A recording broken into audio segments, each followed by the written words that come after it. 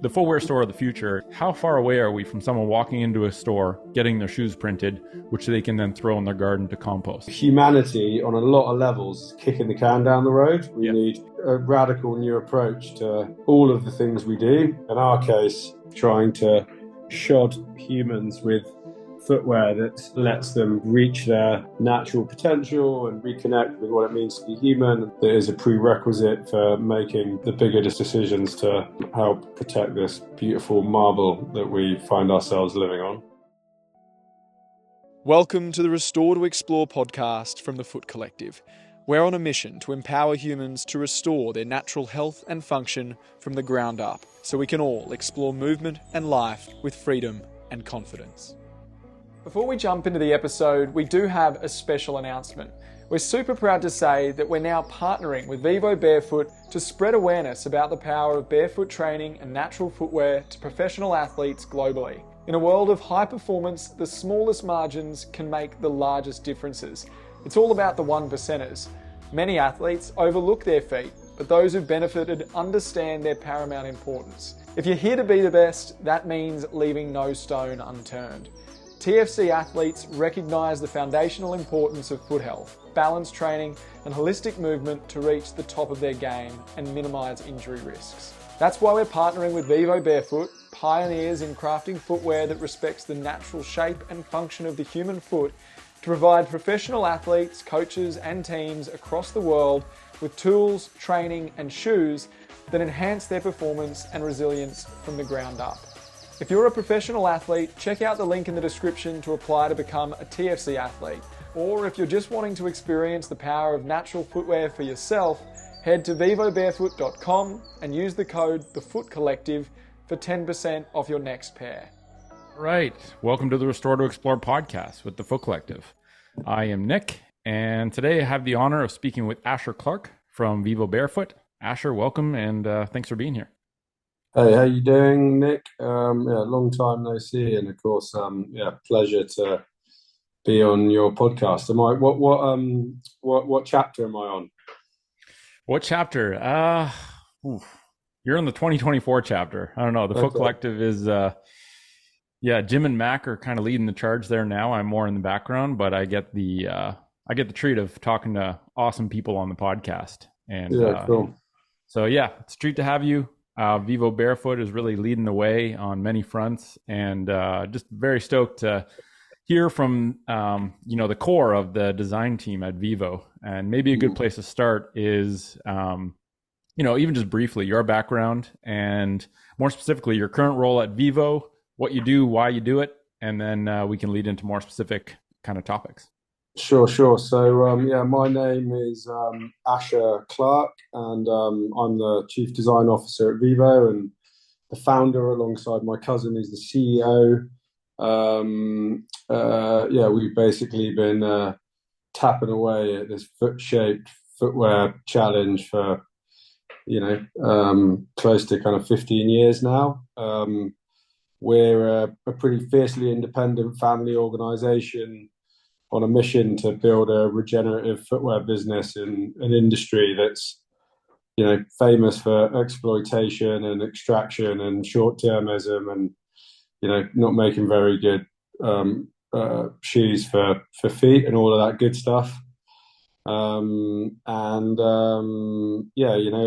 think we're going to touch on it now, but our mission is to reconnect people into the natural world and their natural potential. And as cobblers, for us, that starts with feet, and you'd think that feet is the starting point for all cobblers, but we'll unpack that a bit later. As a seventh generation kind of shoemaker, I've been working the best part of my shoemaking career to try and kind of start make the foot come first rather than last. And we've still got a long way to go. I mean, you certainly come a long way. And I like that term short-termism. I think that really is a pretty good reflection of most product manufacturing these days, where they're made poorly, made fast, and made to put on the shelves and also to break down and be thrown out. And I think that's, can be a tough loop to get out of. And it's just really cool to see big, Vivobarefoot really set a new standard, I think would be a good way to put it, because I think it really takes a company that's, committed to taking a stand to essentially lead the way, show it's possible, but also really create a mirror against the short-termism and create a contrast to make it extremely obvious, right? If everyone's doing the same thing, it's hard to really see the negatives in that thing, because people just assume, well, it's the only way it can be done. And you said regenerative design or regenerative footwear. I'd love to double click on that. And even the term regenerative, for something to be grown again, or for something to heal after it's been damaged. I think it's a beautiful term. And I think probably some people have heard of it from like regenerative agriculture, taking soils that have been just beaten down, depleted, and starting to regenerate life into them. And I think the term applies well to footwear that regenerates foot health. So I'd love to, from your perspective, what is regenerative footwear and why does it matter for the person who maybe has never heard that term before? Totally, yeah. So we believe in this idea that true kind of sustainability or regeneration is this kind of intersection of people and planet, or you could call it kind of human nature, a kind of beautiful kind of Venn diagram, and this idea that we are nature and nature is us, right? So in the case of footwear and all products in general, is like a reason for a product to exist is that it makes the world a better place. And in the case of footwear, it's healthy for the human condition. And then on the other side, obviously, it's healthy and on net positive to the planet. So there's kind of two things there, and our mission is to make regenerative bare footwear, and it's a big challenge, right? And arguably we're doing kind of okay at the human kind of side of things, and we on that level we like this idea that the best bit of technology to ever go into a shoe is the human foot, right? It's that nature has done a phenomenal job, millions of years of evolution have created a very capable bit of kit for standing, walking, running, and obviously that has an impact up the kinetic chain. So to make footwear that follows your feet, not the rules, or to make footwear that allows those systems, your skeletal system, your muscles and tendons, and the sensory nervous system to work so that you can move as nature intended, is the human regenerative bit, which obviously you talk to, and the planetary bit. Although the first bit is kind of still a kind of, what's the word, an uncommon truth, right? Because most of us walk around in shoe-shaped shoes with cushioning and so on. But the planetary challenge is in many ways a lot bigger, right? And 24, depending on who's counting, billion pairs of shoes a year are made in kind of offshore toxic kind of messy supply chains and end up in landfill, right? And so this idea of making a regenerative shoe is a massive undertaking. You got to stop and think about that, right? Net positive. It's like the Holy Grail of shoemaking, really. It's a closed loop shoe. It's the Holy Grail, yeah. And so there's two kind of loops there. One is called like technospheric circularity, which is effectively making stuff out of technical materials. I guess in the easiest sense of the word, kind of plastics, nylon, polyesters, etc.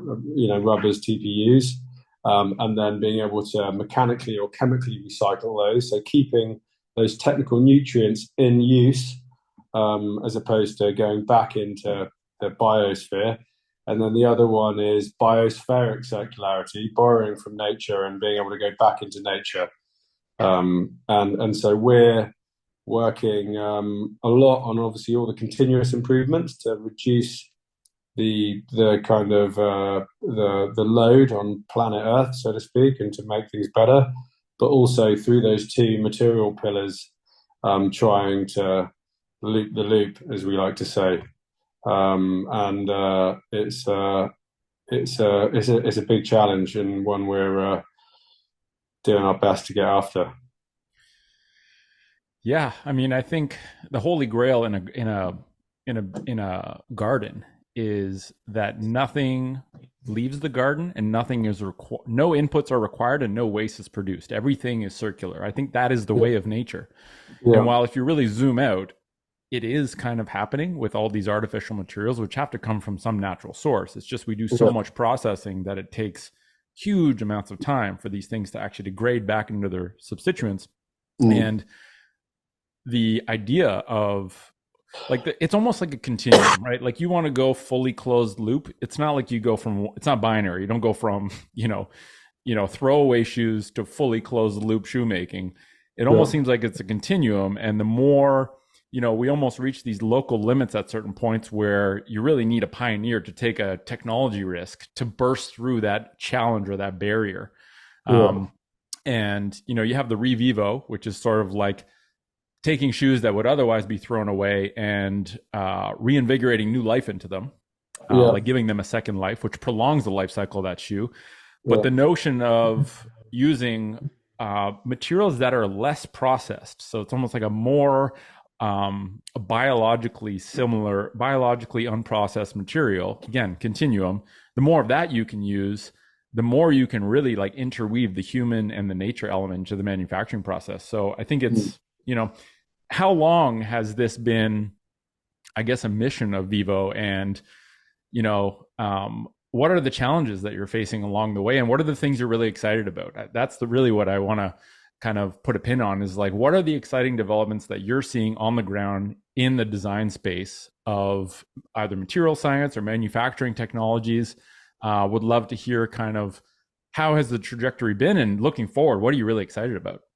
Yeah, I guess like the the the challenge is really the kind of systems thinking, and so the system broadly is that depending on where you want to start is you have inputs that are basically materials and design decisions. So the materials you put in and the complexity or number of components it takes to make a product.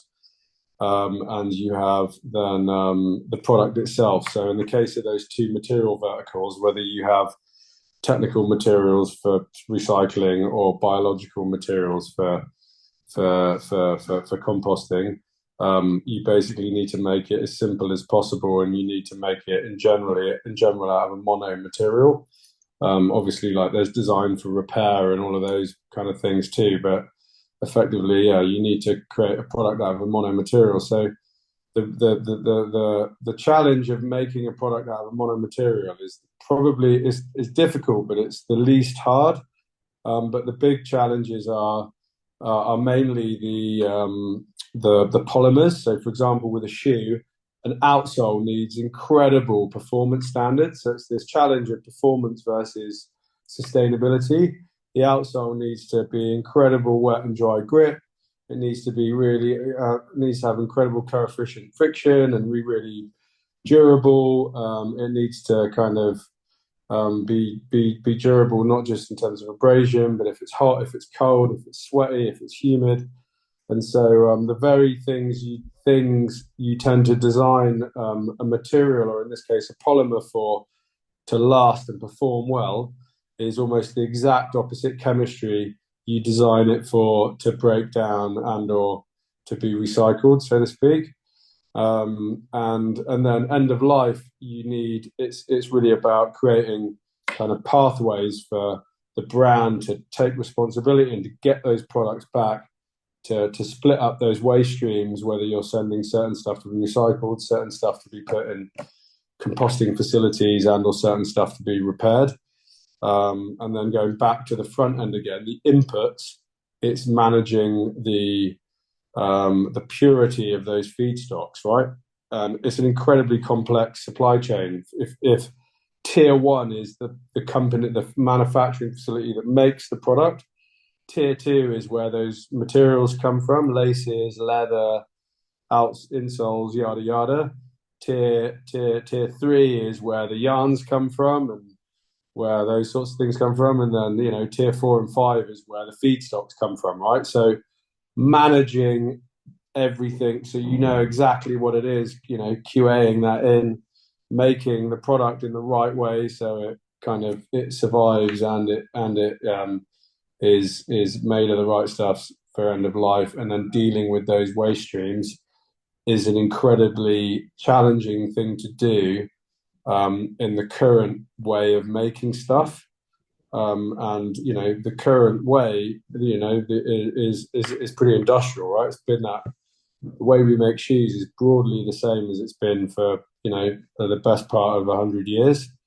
And nowadays it's in offshore, complex, subtractive supply chains, and that word like subtractive is quite interesting because it's made through cutting, right? Through subtracting stuff. Yep. So there's a lot of waste through the process, through the design of how things are made. Does that make sense? Yeah, it does. Contrasted to additive, where you're adding materials and you're adding them in a very precise way with no waste. Exactly, yeah. So that's a great segue into which I might use this wonderful Buckminster Fuller quote. He's kind of one of the original kind of biomimetic or biophilic architects, and his one of his quote is, "You never change things by fighting an existing reality. To change things, sometimes you have to make a completely new model that makes the old one obsolete." Right? Yes. And so what you just said is a good segue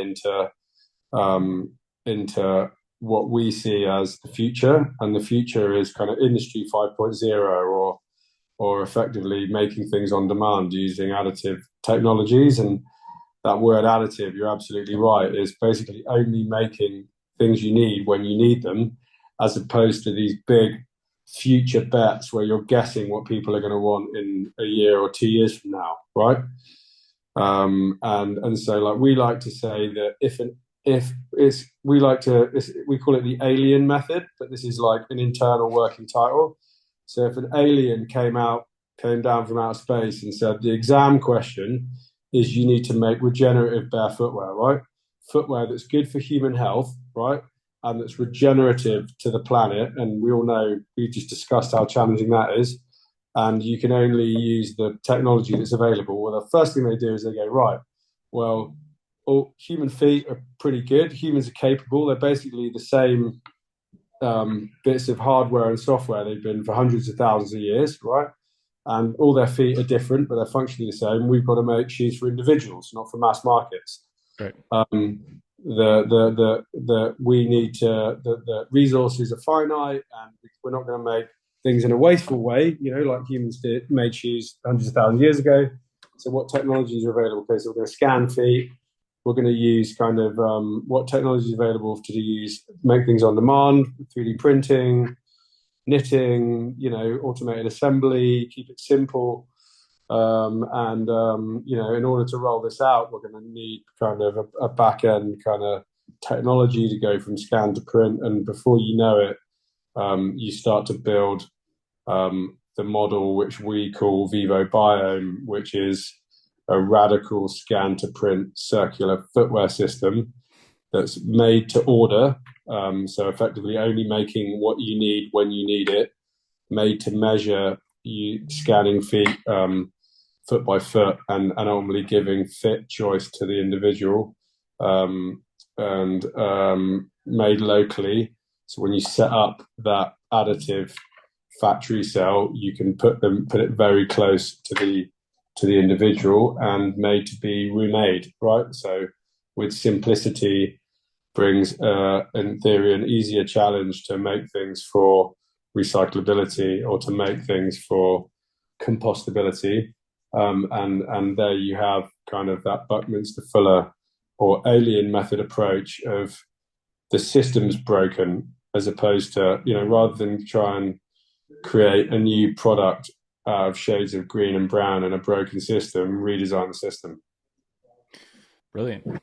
And to me, it's like if I looked forward into some imaginative, technologically advanced society that has figured out material, like, humans are very linear thinkers. It's hard to think exponential, but technology is exponential. And if we look forward, it's very hard to imagine what the world of tomorrow will be, knowing what we know about the past, because they will look nothing alike.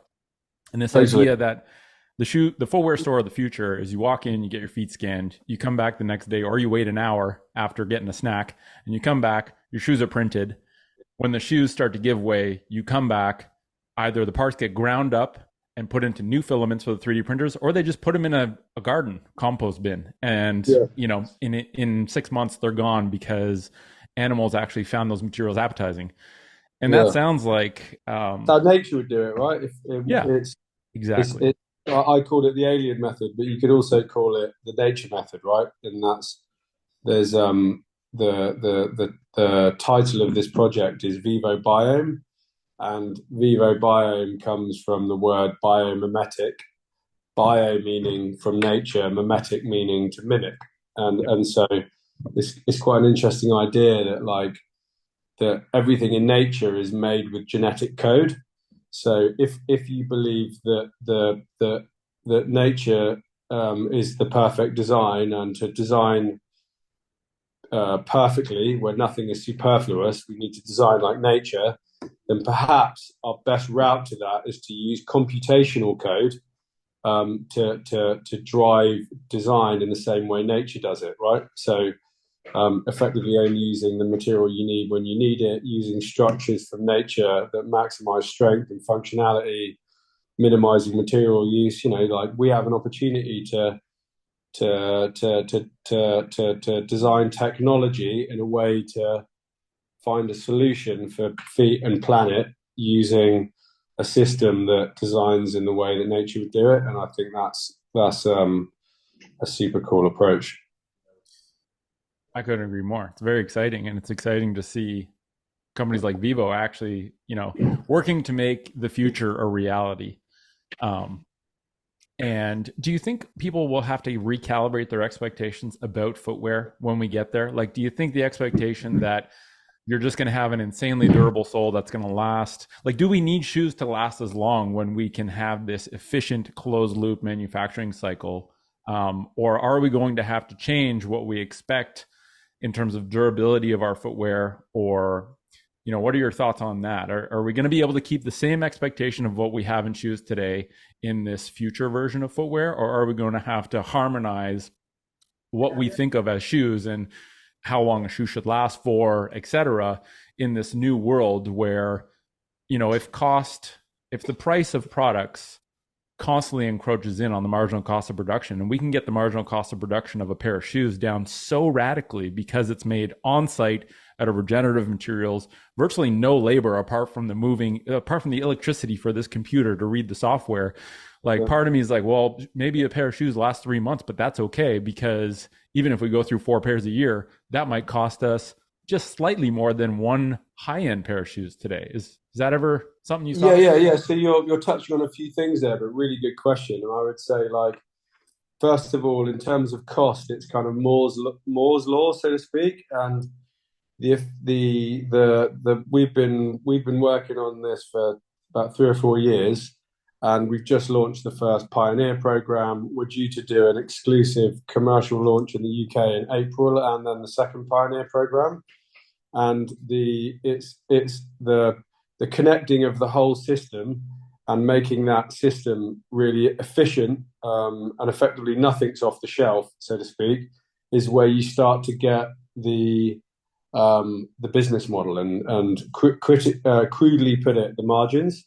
So the prices start to come down, and so that's the kind of price piece. And then the thing about performance is, again, the performance is, as we sit here right now, like the grip and the durability of the current material that we've got now is as good as a kind of high performance kind of chemical rubber. But the slip resistance isn't quite. And so there are trade-offs there. But then I think the really interesting point around expectations of footwear is, and it struck me recently, and it goes back to this idea of if Mother Nature designed a pair of shoes, what would it look like, right? And so we live in a world now where we've got so much social conditioning that a shoe needs to look like a pair of Stan Smiths, or it needs to be a desert boot, or it needs to be a hiking boot with metal eyelets on because that's what a hiking boot is, or it needs to be a sneaker that's knit. Do you know what I mean? We've got these archetypes in our head that if it's not like that, then it's kind of like not a shoe or it's not commercial. And so I just love this idea of that if we can let go of that, right? It's if you're trying to design something that is only what you need and perfect for the job, why should it have kind of so many traditional shoe call-outs? If that makes sense. Do you know what I mean? We wanted to take a quick break from the episode to let you know about our ultimate free foot health resource. If you're listening, you've probably already started the journey towards improving your foot and movement health, but if you're still wearing conventional shoes most of the time, that's anything cushioned, heeled, narrow or rigid, it's kind of like taking one step forward and two steps back. Knowing what shoe is right for you though can be super confusing. That's why we made the Guide to Foot Freedom. We've taken everything our team of foot health experts have learned over the years and synthesised it into one handy manual, packed with all you need to know about unleashing the natural power of your foundation. You'll learn how to understand your feet, the truth about modern footwear, the 5 F's for finding natural footwear, plus a step-by-step guide with training videos to help you assess your foot function and improve it so you can safely and seamlessly transition into shoes that will finally give your feet freedom. The best part is, like I said, it's absolutely free. Just head to thefootcollective.com and click Learn to find the free ebook, The Guide to Foot Freedom. You'll find the link in the show notes. Now back to the episode. It does, and I think it's so easy to get stuck in this notion of wanting things to look like they have been, but when you radically change what you're making, you also have to radically recalibrate your perspective. And I've been saying this for years. It's like we have to fall back in love with the design and look of the human foot in order for us to appreciate a natural, beautiful shoe that protects the body part, right? If we are more in love with the look of a unnatural shoe than we are with the human foot, we're never going to be able to make the bridge to clothing that protects us and doesn't damage us. And it's like, I think that's constantly being recalibrated, actually. Like every person I see with pain created by footwear is actually being forced through pain to change their perception of what a nice looking shoe is. Because the shoe that the shoe that a woman thought looked good, but now realizes is the root cause of her bunions. No, she no longer thinks that bunion creating shoes look good. Like she's being forced through pain to recalibrate her perspective where, I'd rather wear shoes that look different than keep damaging my feet. And I think everyone's being called to that at their own rate.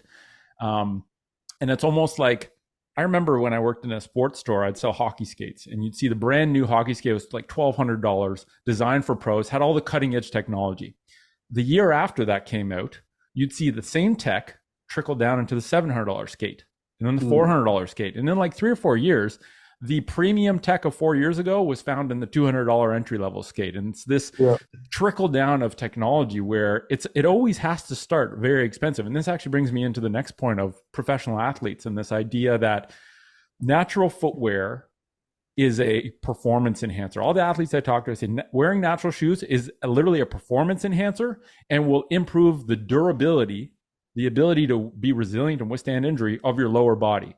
Yeah. And with that said, it opens up this idea that, this cutting edge athletes are always on the cutting edge of equipment technology. And this idea that if you're starting to create bespoke footwear that is unique and actually caters directly to the utilitarian perspective of it must protect the foot while honoring the function of this high-tech thing that we're covering, it seems like athletes would be sort of the logical way to start this. And that kind of melds with this notion that it seems like athletes are starting to be open to the idea that, I might get paid a lot of money to wear this shoe, but if this shoe is damaging my body, I don't know if that's a trade-off I want to make anymore. Yeah. And so I guess with everything you're seeing, how do you see the way you're starting to make shoes change the dynamic of footwear athlete partnerships? Like where do you think that's going? What do you think it looks like? I'd love to hear your perspective on that. Yeah, I mean, the crazy thing about it is like that it's not about the shoe, as you know, right? It's about feet. Yep. And there's no snake oil or kind of magic secret sauce in Vivo. All we're trying to do is get as close to the barefoot condition as possible. And so where I'd say the athlete thing has happened is that, feet are finally becoming a big part of the strength and conditioning coach's approach to foundational strength and fitness. And it's, can I swear on your podcast? I won't. Yeah, sure. Okay, it's fucking bananas that it's taking this long, right? Because agreed, it's a strong, healthy foundation base of support is the foundation of strong, healthy natural movement, and blah blah blah. And you've got if that's all weak and deformed and shoe-shaped, then that causes other shit to happen up the kinetic chain, kinetics and kinematic shapes and forces, and so I think the kind of the in on athletes is more down to their truth providers, and probably the majority of their truth providers are the strength and conditioning coaches, and in some cases the podiatrists, the chiropractors, etc., where that's starting to kind of to enter in. And you're absolutely right. Is that if an athlete believes their performance is going to increase, we did a study with Liverpool University, and wearing Vivos, and the truth is basically being barefoot, as I've just discussed, for 6 months increases foot strength by up to 60% and balance by up to 30%. Right? What a shocker! What a shocker! What a mic drop!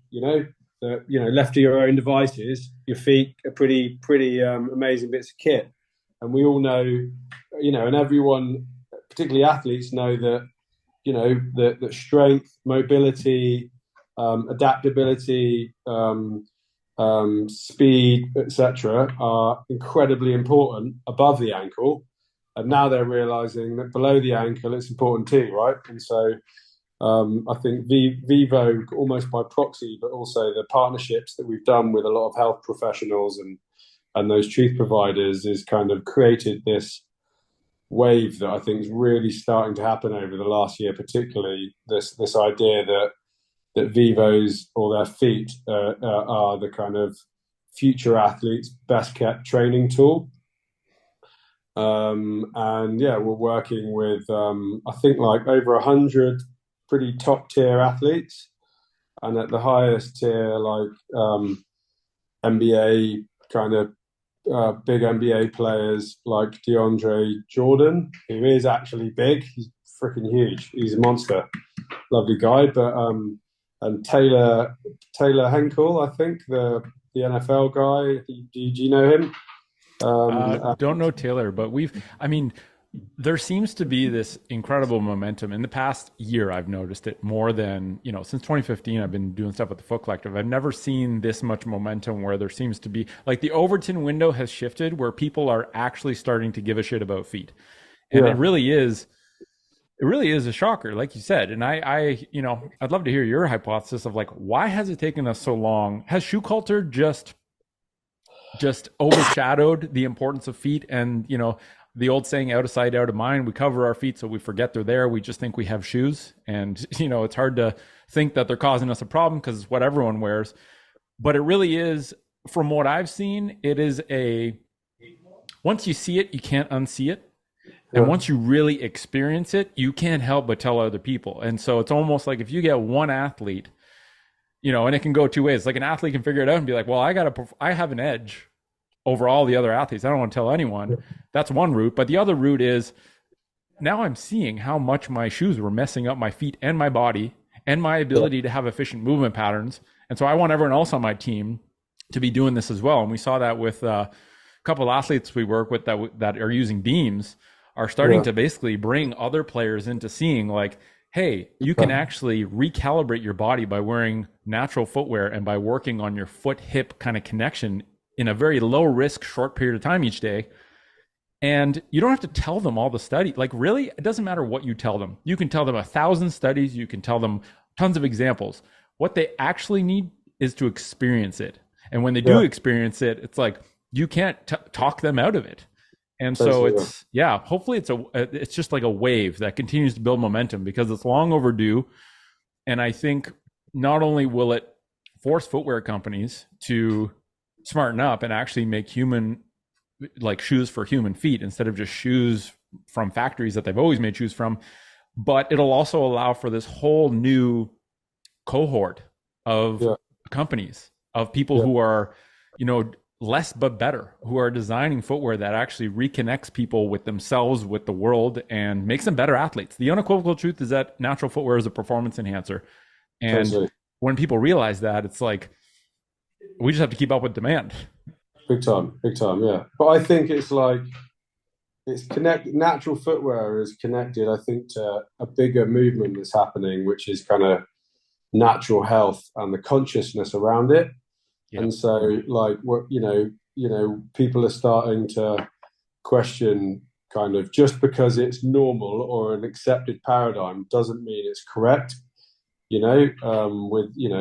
you talk about big pharma, big agriculture, big tech, big organizations, where someone's entrance to natural health might be food, right? Or it might be movement, or it might be, I don't know, breath work or whatever. But once you start to come in, you're like, well, if this is a truth and that is not true, then what else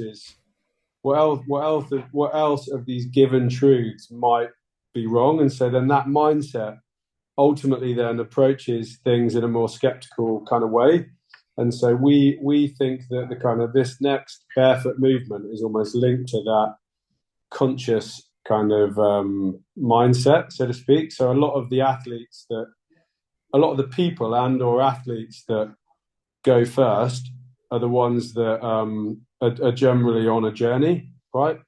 Of food, of sleep, of all of those things, and then they're like, there's a cognitive dissonance, right? Some of the sexiest marketing of the last 30 years have been from the big shoe and sports brands, right? And how could they possibly be getting it wrong, right? I don't think it's a lie, so to speak. I think it's a kind of, they went on they're on an honourable journey to try and improve human performance, but they're just looking at it through a wrong lens that's arguably slightly tainted by growth and what they think the customer's ready for, as opposed to what's right for human health.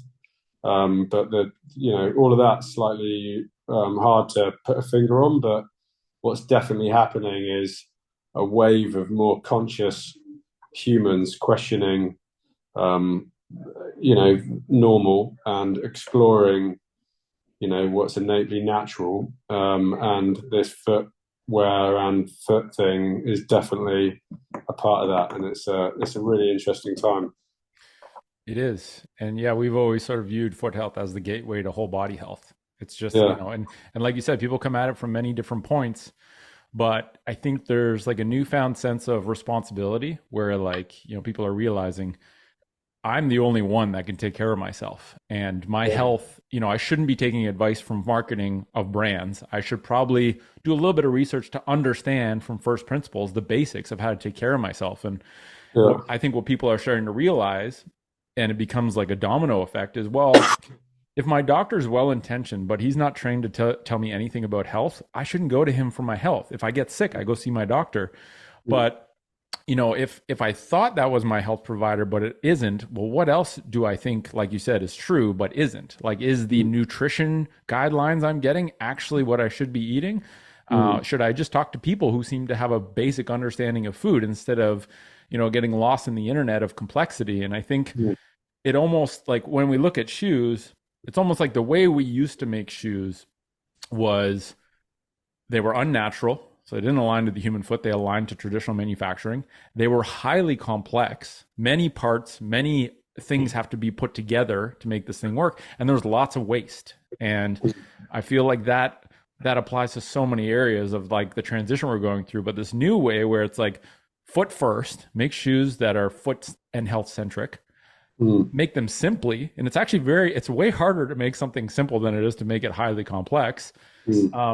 moving from shoes that are made for trying to be made for everyone to having them be more personalized, whether that's even just more optionality in the fit or eventually for my foot. And then the idea of making adaptive footwear where, I can actually wear shoes that adapt to my foot instead of forcing my foot to adapt into this unnatural shape. It's like, these aren't highly complex topics. Like a 10-year-old can understand these things. Yeah. And so I think the idea that if we make it simple and we don't push it on people, but we just kind of like nudge their curiosity to seeing these things instead of getting too deep into the weeds, I think that's actually where people can start to change their own minds, because we can't change people's minds. But when someone wears a natural shoe and is like, wow, this actually doesn't hurt my foot. After a full day in these shoes, my feet don't kill. Wow, that gets something shifting in their mind that can't be undone. And shoes are just such an obvious and simple way of doing it. It's like a one-time change, and every step you take is helping to regenerate your foot health. And you don't have to pay for appointments to have someone do a little bit of tissue work. You can literally, like, if people accept that their bodies are self-healing and self-organizing and just need the right inputs, well, take away the unnatural inputs and your body automatically starts healing. And the idea that we just have to get into the world, and we're taking this approach at Soul Freedom in Canada.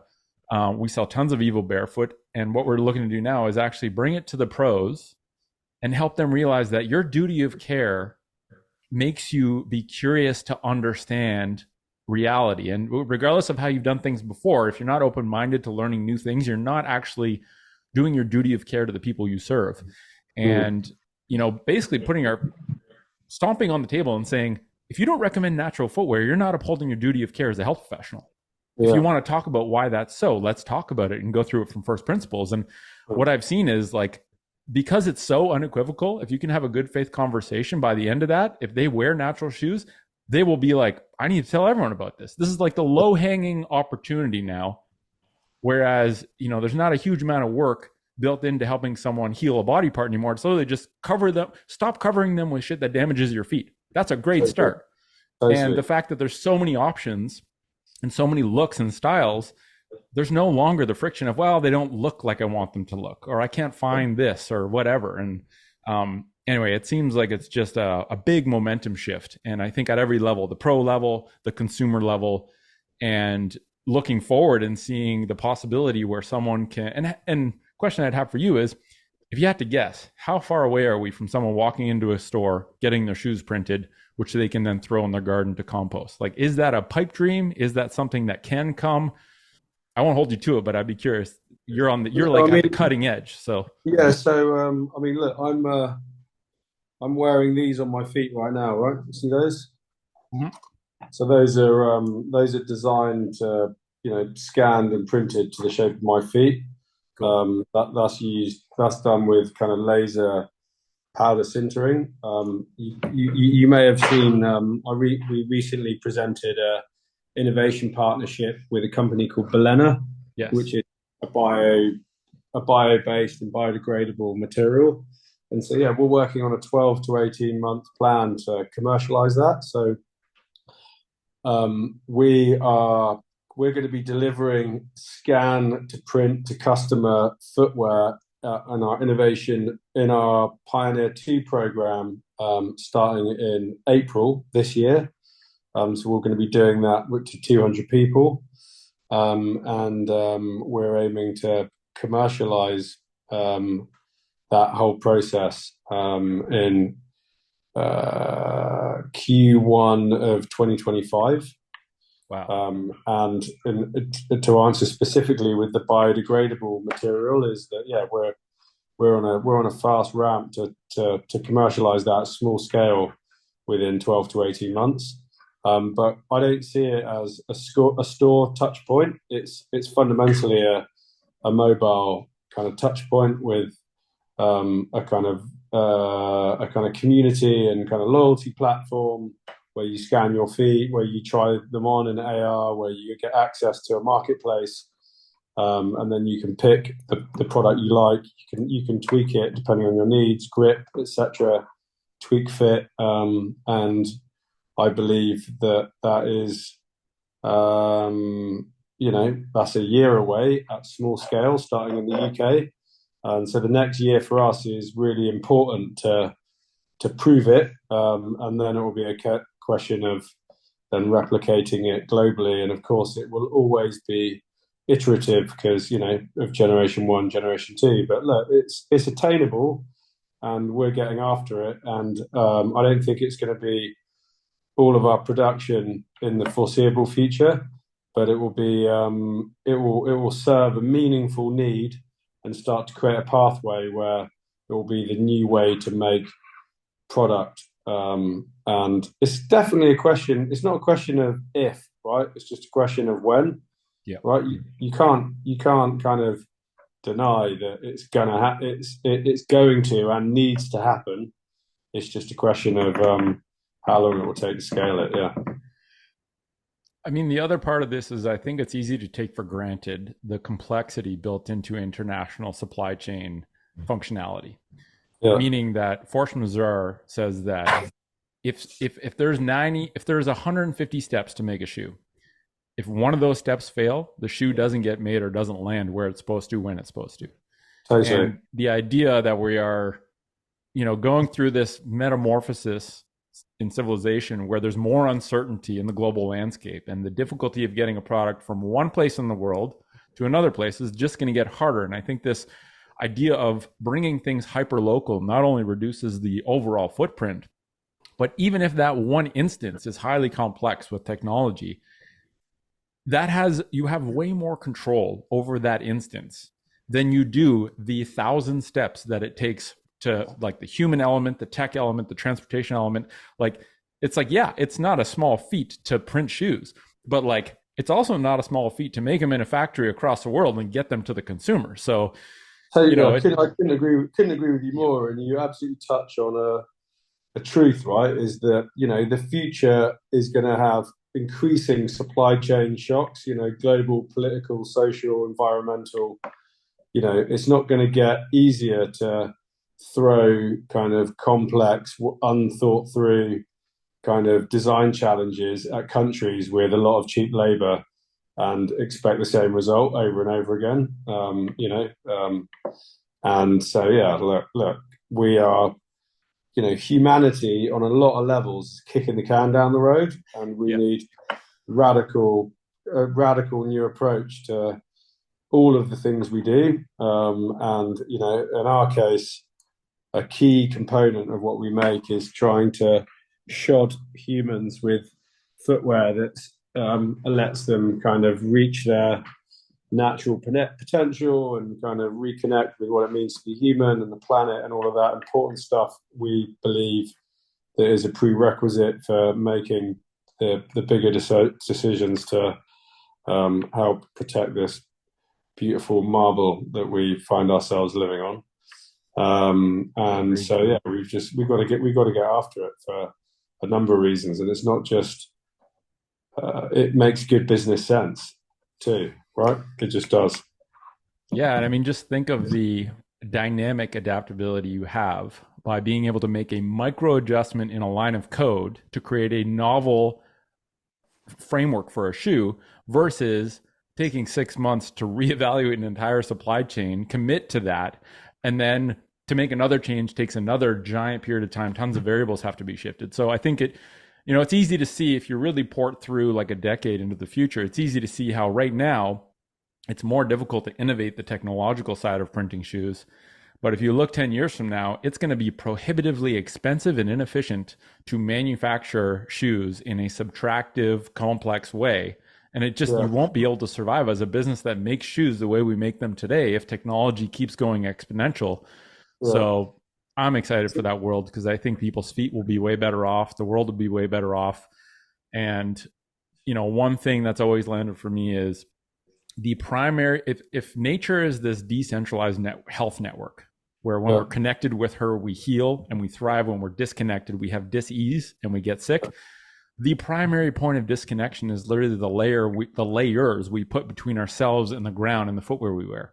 Yeah. And when we shrink those layers, we are allowing ourselves to connect with our own bodies by actually allowing our feet to move and not be shackled. But it's like a direct an obvious reconnection with the world around us, whether that's just like being able to feel a pebble under your foot or literally be able to like feel the nuance and the texture of the ground. It's it seems small, but it actually is just this momentous step. And so seeing footwear evolve and seeing people's minds be more open-minded to changing, and seeing people actually give a shit on a deeper level about not just the look of the shoe they wear, but like, how is it made? Why is it made that way? Is it good for me? Is it good for the community at large? Like, there's more considerations. I feel like the consumer of the future is just more, they give a shit more. And I think that's good for the world. It's also good for business, for companies that make their shoes with more thoughtfulness as to the health and then the overall sort of quote unquote footprint of that product.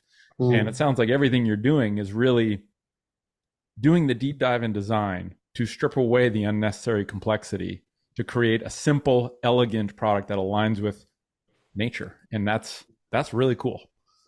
Yeah, man. No, thanks. And look, we've got a long way to go, and we're kind of, humbly on a big learning curve trying to work out these challenges. But yeah, we're committed to do it, and we're excited by the future. If you think of like what Web 2.0 did, right? Is it effectively dematerialized knowledge and, put knowledge and communication at the kind of hands of everyone.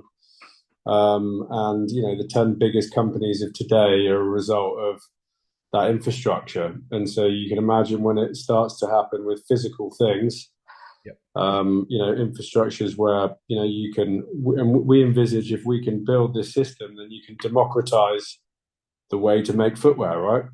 And so, the next kind of Nike in 15 years' time could be a spotty teenager in his mum's attic in Mumbai, right?